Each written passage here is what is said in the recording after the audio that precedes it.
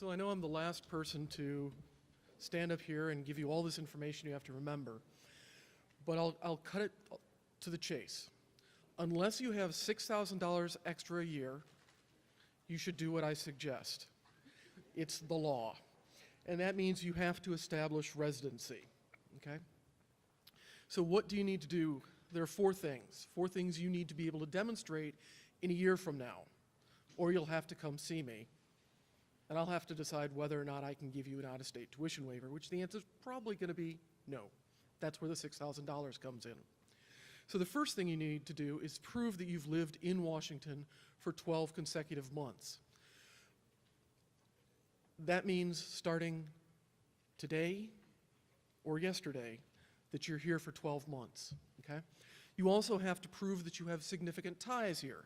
Living does not mean just having a post office box. You have to be able to demonstrate that you've actually resided in and contributed to the state of Washington. That's what they mean by significant ties. You also have to prove that you're financially independent. We'll come back to each of these points, but financially independent is an important one. And you have to submit your application in person or by mail with all of the supporting documents. So get yourself a file folder and start accumulating the documents we're going to talk about so that you have them 12 months from now. So how do you prove you're a legal resident? And again, this is for tuition purposes. 5 things you need to show. Proof of domicile. I'll explain that more in a minute, but basically that you've lived here. Driver's license, voter registration, vehicle registration, and again, this financial independence. So proof of domicile, things that you should start saving in that folder. A lease or rental agreement, or if you're going to purchase a home, show that you have the documentation of that you've established a place to live in the state of Washington. Rent receipts, again, showing that you have those for 12 months. Canceled checks, Vista bills, water, sewer bills, something like that. Letter from the landlord or employer, except your employer may be WSU, so that's not going to help. Really, you need the first 2. You need demonstration of a lease or a purchase of a home, okay? You also need the last one, proof of a bank account. So establish a bank here. The Washington State Employees Credit Union is downstairs in the basement. It's pretty good. There are other ones as well. So getting your driver's license, do not delay. Get that done this week or next at the latest. You can pre-apply online and fill out some paperwork if you're getting your first Washington driver's license, or if you have a Washington resident street address. So in other words, you've already got a place to live, you've already rented a place. You will have to go to the licensing office though, and this one is on the south end of town on the main street, Grand Avenue. You'll have to provide proof of identity.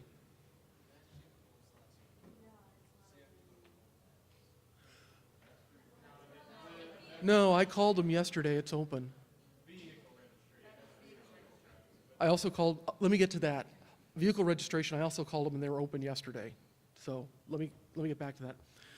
But you'll need proof of identity. I'll give you some examples on the next slide. You'll need to pay an application fee. This is good for 6 years. And they'll take cash, check, credit cards, some, but not all debit cards.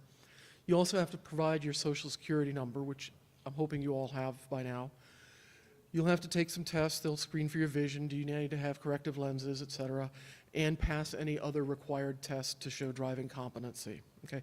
If you have a driver's license from another state, it's usually not that big of a deal. Okay? But you do need to get this paperwork done immediately, because this is going to be one of the major things that they're going to look at when deciding if you've established residency. So the proof of identity that you need, your out-of-state driver's license or ID card, if you've been in the armed services, ID card, your passport, immigration ID, U.S. citizenship or naturalization papers. Those are the easiest things to do. You just need one of those government issued IDs. If you go to this other website from state of Washington, they will accept 2 forms of other IDs, but really you should get one of these. Now, what if you don't drive? Fine, you don't need a driver's license, but you do need a Washington ID, okay? One of the other of those, and again, I can't emphasize enough, you need to get that done and get it done quickly, okay? Whether you drive or not, you need to have an ID, either a driver's license or an ID, okay? Another thing that you need to do is register to vote. You can do this when you get your driver's license, or you can do it online, by mail, or in person. You need to watch out because they don't always mail the registration card to you in a timely manner, so you may need to contact the auditor's office. That information is shown here. That you do have to go to Colfax for. Registering your vehicle. If you own or use a vehicle, so even if it's your parents', it needs to be registered in Washington, even if it's owned by somebody in another state. Okay, that's a state law that requires that 30 days within your arrival, you need to register the vehicle in this state, even if it's not owned by you. This is where you go to the north end of town, Puffer Belly Depot. And again, when I called yesterday, the office was open. But if not, there is the office in Colfax, which is actually the county seat, okay? Establishing financial independence. This is the one that gets a bit tricky, but you need to be not claimed on your parents' 2016 tax returns. So when they file their taxes in January, if they claim you, that is going to cost you your ability to establish residency, okay? So, for example, some of those of you who are just undergrads, they may have supported you during your last semester, but ask them not to claim you because that's going to jeopardize your getting residency, and we'll talk about the consequences of that in a couple minutes, okay? You also need to be able to document your income, so your tax return or your W-2 question. Okay, so if I was an undergraduate right before this, and my parents did pay me as a dependent this year. 2016. They haven't filed the taxes yet. Okay, so 2015 we don't care about. We care about 2016. So, but to document your own income, W-2 forms, your tax return, any income which could be included in employment, your assistantship, financial aid, et cetera, okay? If you're over 24, if you're 24 or younger, you'll need to submit an additional form that's available online, the income and expense report. What if you're not a citizen? Though I think we've pretty much established all of you are U.S. citizens, but permanent residents can also apply for status if they've been in that status for 12 months or more. So F-type visas don't count, but all these other types of visas, particularly the H-1, which some of you might have had, that will apply. And again, you need the same documentation, everything that I've just discussed before. When should you submit your application? Well, you should start collecting the materials for that immediately. Your rent agreement, your driver's license, vehicle registration, voter registration, all of that. You have to apply for residency basically in about 390 days at the latest. So in other words, 30 days into next fall semester, you need to demonstrate that you've established residency for 12 months, or you're going to be charged out-of-state tuition, okay?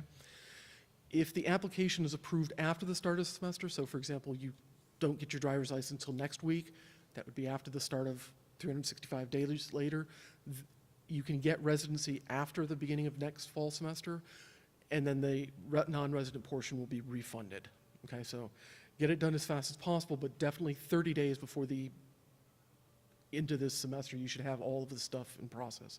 Question?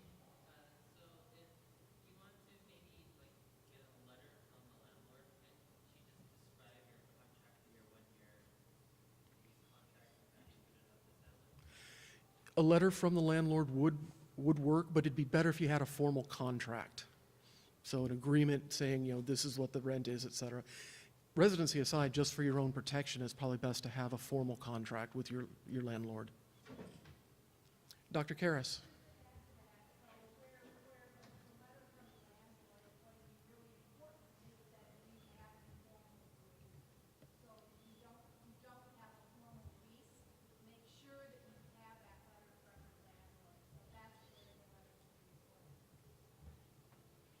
Okay, did everybody question? This would be returning to the vehicle registration issue, so I don't want to go back onto that if we're still on this. Okay, let me just, I think I've only got one more slide left. Okay, so why is all of this necessary? It's not WSU's idea, it's the state of Washington's requirement that you meet your residency, or you have to pay out-of-state tuition.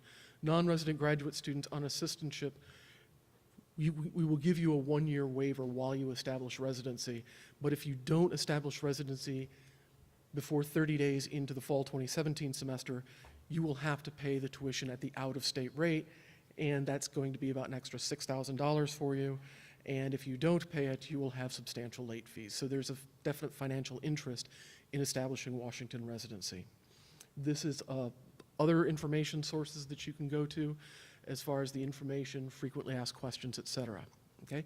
So hopefully all of you will successfully establish residency in this year so that you won't have to come talk to me next year. That will make all of us much happier, I'm sure. Let me come back to your question about vehicle registration. Yeah, so I'm from California. My parents live in California, and we're still making payments on a vehicle that I have here. And I attempted to transfer registration because I got here earlier this summer, and they said that that was impossible unless the vehicle is registered in my name first. And so there was a big bottleneck. I went to City Hall, I went to the Sheriff's Department, I went everywhere. They pretty much said, you're screwed, you can't do anything unless the vehicle is legally yours. They can't transfer residency, or they can't transfer the title.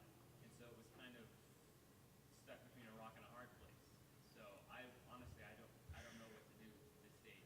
We have to refinance the thing because my parents are the legal owners of all the financial agreements and payment schedules.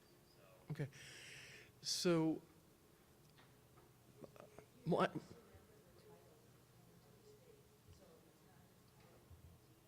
okay, then that may be all you can do. But my understanding, Dr. Karras can probably help me more with this. You had to register it as far as notifying them that you were using this vehicle in the state. Not necessarily, Dr. Karras, are you familiar with this? Yeah, what I would suggest is you set up an appointment with Dr. Tom to talk about this. Because there are circumstances where, as you described, you cannot, the car is, because of the financing situation. I ran into that myself years ago. I had to refinance my car, you know, and that can be pretty expensive. If you have a new car and you finance a new car, it's quite different than if you have to refinance that as a used car. So I would suggest that you set up an appointment. Because some of these situations are going to need to talk, you're going to need to allow us to address it for one-on-one. Okay? okay, thank you. What was the name of the individual I should meet with? You got it. My email is lmgloss@wsu.edu.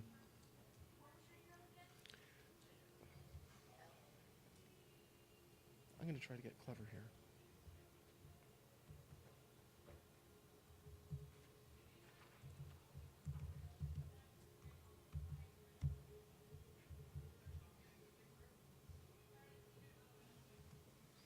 Did that show up? Okay. Can you guys see it? Question?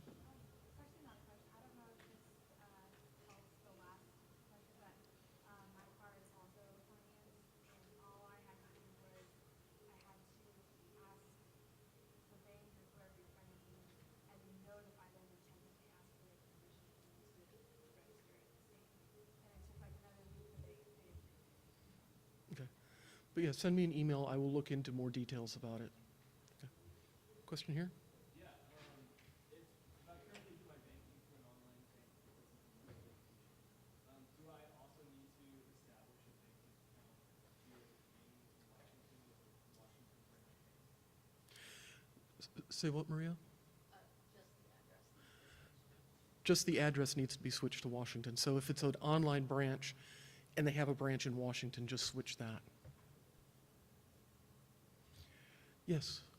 This is a very silly question. If you're living on campus, on WSU property, is the only thing you need is the certificate that the university provides in general? Just print it off?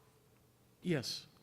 But also the voter registration, the vehicle registration, all that stuff. But for demonstrating that you have a domicile, yes, that's sufficient for a lease. Here in the middle?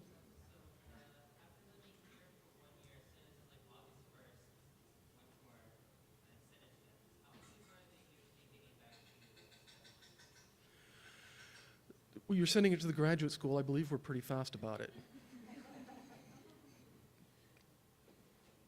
I'm thinking you would know by the beginning of the semester. Was there another, there's somebody in the back here? So, yeah, when you get your license, you sign up and say that you want the voter's registration card as well. And you said if they don't mail it to you ever, you have to go to Colfax to get it. Usually they're pretty good, but there may be occasions. I know, for example, many years ago when I got mine, it took forever to mail it. So if you don't get it in time for an election, you can go to Colfax to get a copy of it. Give them a call.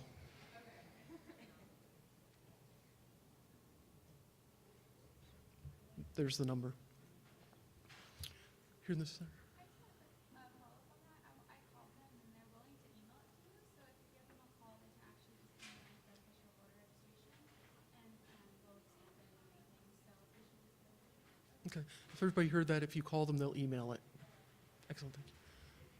Is there another question? Was there another question at this table? For here? Yeah, I'm a 2-year MS resident right now. I'm a California resident, and I was emailed about like a tuition waiver, WICHE, and that I can qualify for resident tuition, but they didn't have a lot of information on that. I'm sorry, I can get more. Email me. Yeah, that's an individual situation.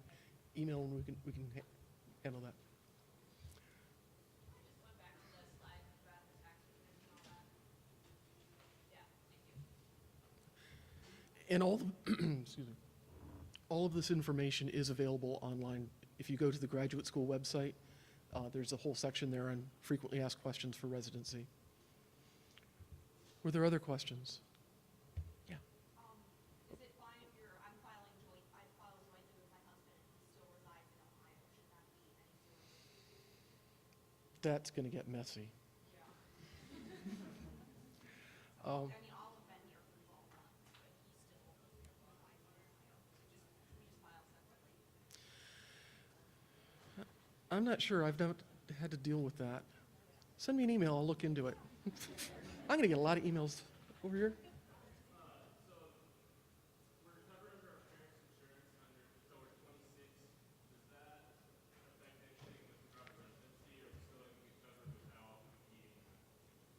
What I was told last week from payroll is that they know you can still be covered on their insurance even if they don't claim you as a dependent. So that used to be an issue and a problem, but now they've decoupled that.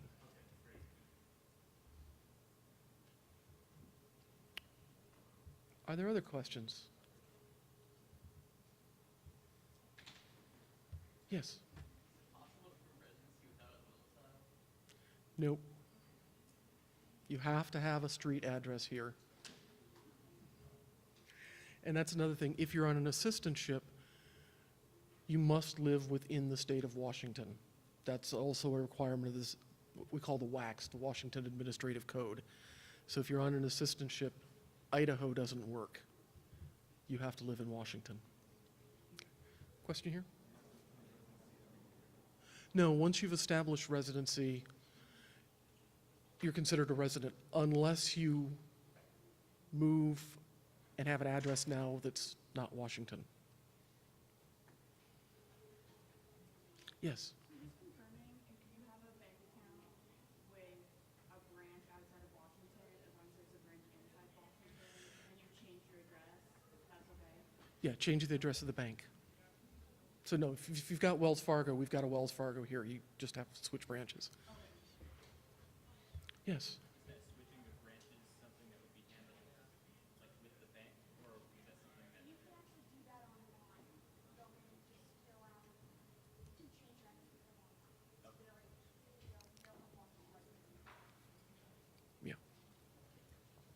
Did everybody hear that? You can do that, switch the bank branches online for most banks. Oh, sorry.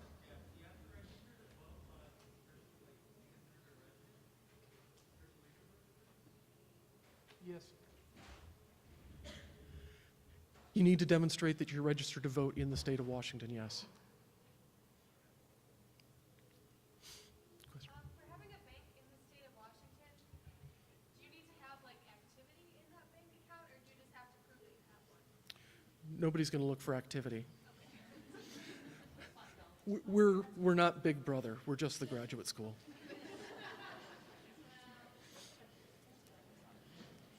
Dr. Karras? One thing I wanted to ask, that came up a little bit, whenever you're providing documents, like provide a bank statement, or if you're providing, you need to provide your parents' income tax return, you can redact, that is black out information that isn't needed. So for example, the balance or the, your parents' income, anything like that. So, and we have questions about that. So, because, yeah, I might be a little, concerned about submitting my parents' income tax return. My parents might be very concerned. So, contact Dr. Bloss with those types of things that are questions based on, what we're looking for and not everything on the parents' income tax. We're not looking for the cash.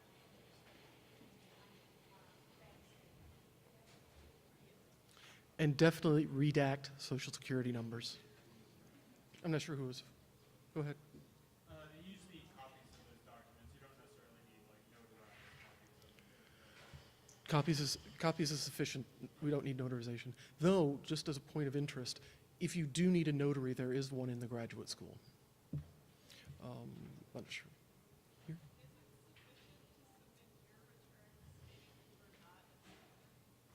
Yes.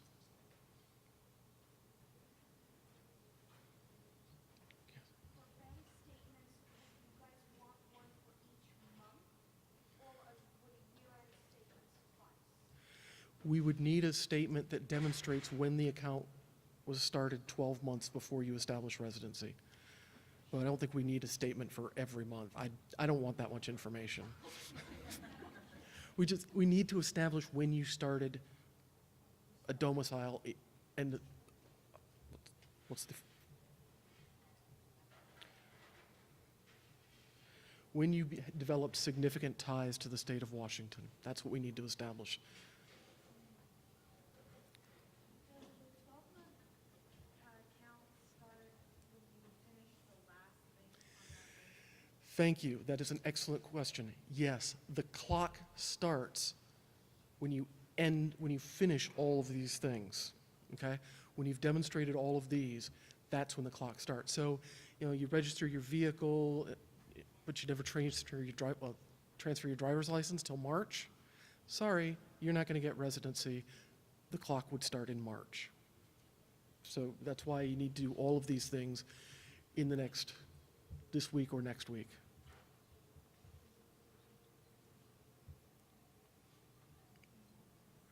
Any other questions? Any other words of wisdom from Dr. Karras?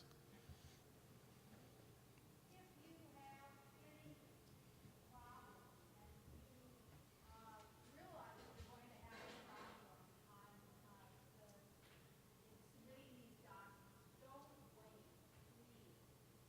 Contact Dr. Bloss as soon as you realize that you have a problem. Because what we don't want to see is a year from now, if you start putting your application for residency together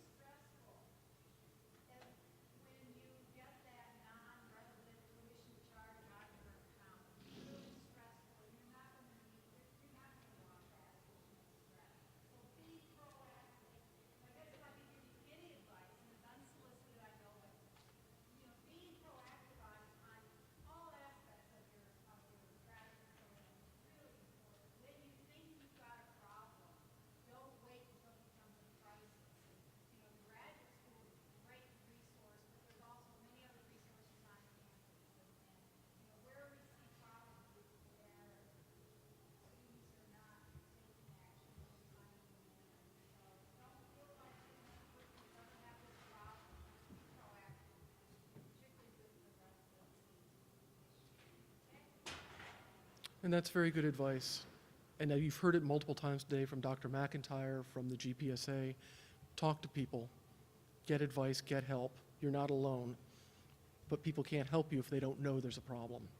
So that's your mentor, your committee when you establish that, the graduate school. As far as vehicle registration goes, if you get the car within the school year, like you establish everything else way previously, but you don't get a car, you don't start your registration until, say, water training, does that affect you or no? No, if you had that vehicle and didn't register it, the clock would start when you register. But if you don't own the vehicle, but we can't. That would be really dumb of Washington. It would discourage anybody from buying a car. So no. But if you currently own the vehicle, you need to register it.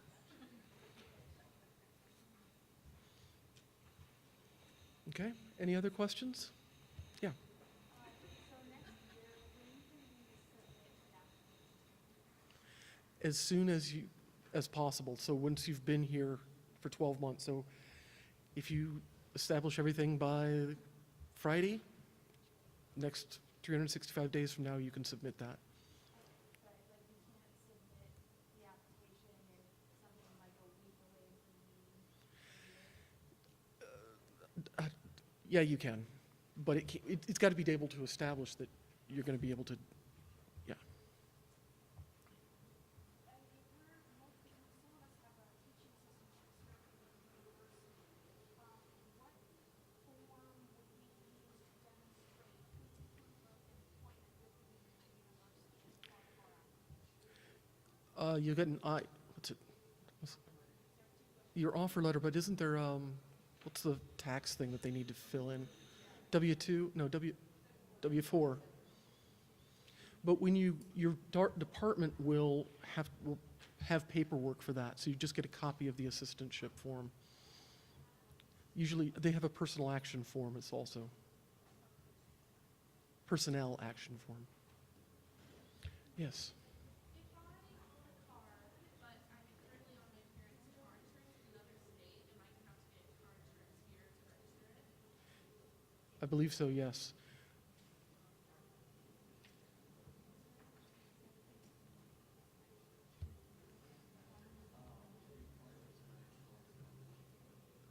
claimed as financial independent, so like my parents didn't do that on 2017, like in 2017, they didn't do that. If they claim you as a dependent, am I going the right way? In 2016, on the returns they will file, then you will not be able to establish residency. Yeah.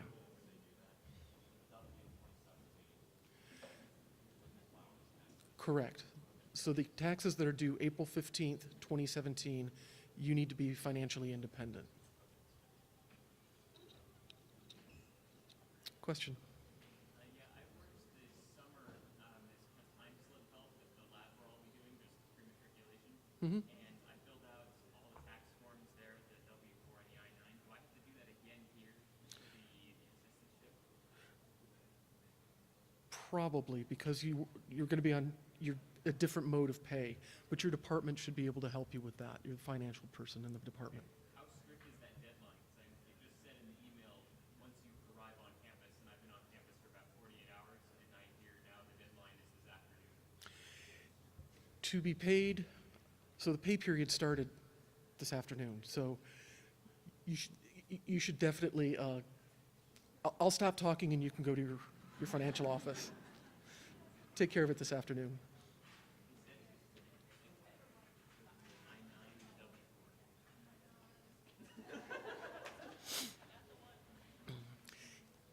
tours don't end till 4:30, which just adds to the excitement.